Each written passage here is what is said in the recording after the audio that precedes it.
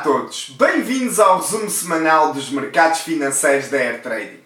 Esta semana ficou marcada por 4 eventos que foram importantes para os mercados financeiros em termos globais. Comecemos primeiro pela crise política em França. O governo francês, liderado por Michel Barnier, caiu após a votação de uma moção de censura.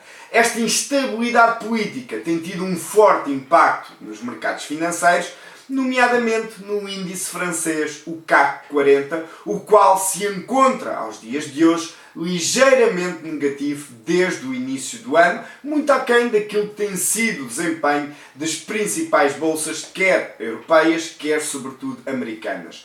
O segundo evento foi a reunião da OPEP, a Organização dos Países Exportadores de Petróleo, decidiu prolongar os cortes na produção até março de 2025, os quais estavam planeados terminar agora em dezembro. Essa decisão serve para aliviar um pouco a pressão vendedora nos mercados financeiros sobre o preço do barril do petróleo, numa altura em que o preço do barril se encontra muito perto dos mínimos dos últimos 3 anos e ameaça efetivamente quebrar essa região.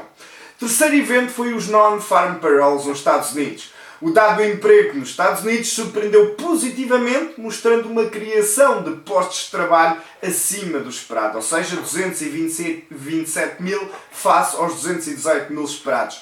Este desempenho reforçou a robustez da economia norte-americana e aumentou a especulação de que a Reserva Federal norte-americana poderá abrandar o ritmo dos cortes nas taxas de juros durante o próximo ano. E por último, marco histórico na Bitcoin. A Bitcoin atingiu pela primeira vez os 100 mil dólares, impulsionada pelas expectativas em torno das promessas de Donald Trump e também, a juntar a isto, a maior adoção institucional e o crescente interesse em ativos digitais como forma de reserva de valor.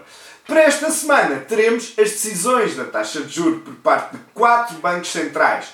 Primeiro o Banco da Austrália na terça-feira, em segundo lugar o Banco do Canadá na quarta-feira e na quinta-feira teremos quer o Banco da Suíça, quer o Banco Central Europeu a anunciar as suas taxas de juros de referência. E quanto ao Banco Central Europeu, espera-se uma nova descida na taxa de juros de 25 pontos base, passando dos 3,4% para os 3,15%. De resto, importa ainda destacar o dado de inflação nos Estados Unidos da América, que será publicado na quarta-feira e promete aumentar a volatilidade nos principais ativos nos mercados financeiros. E com base em todos estes dados, vamos agora ver como reagiram os principais ativos até ao fecho do mercado na sexta-feira.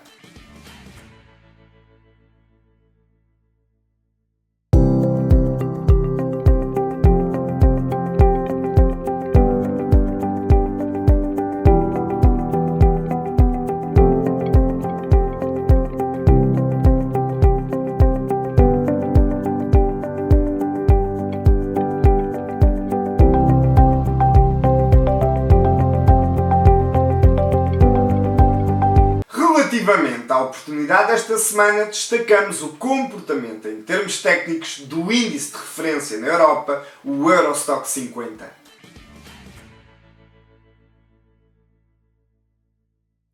Observando o gráfico em velas diárias do índice Eurostock 50, é possível constatarmos que desde a crise da pandemia que afetou os mercados a nível global e que originou uma correção muito forte, a verdade é que desde então demos início a uma nova tendência ascendente, a qual coloca aos dias de hoje a maior parte dos índices, quer americanos, quer europeus, junto a máximos históricos. E o Eurostock 50 não é exceção.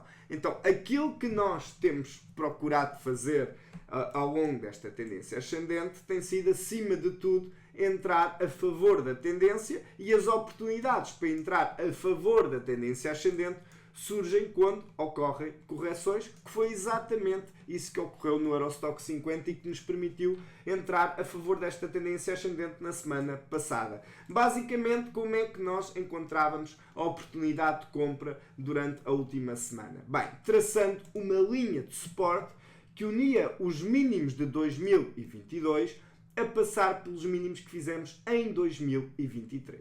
E esta linha, como é possível perceber, quer em julho, quer agora durante as últimas semanas, funcionou como uma região muito importante de pressão compradora. E por isso era uma zona que, para que o preço do Eurostock voltasse a aproximar de máximos históricos, era esta a região que deveria ser respeitada, e foi por isso a região, durante a última semana, que nós definimos como a zona mais interessante para comprar e para entrar a favor da tendência. A verdade é que desde o momento da entrada vimos então na semana passada uma forte reação no preço deste índice, o qual já se aproximou recentemente de uma primeira zona de objetivo, que é esta região em torno dos 5.000 pontos, que, para além de ser um valor psicológico e por isso mesmo acaba sempre por trazer alguma pressão ao vendedor ou compradora, neste caso vendedora, também coincide aqui uma linha de resistência que nos máximos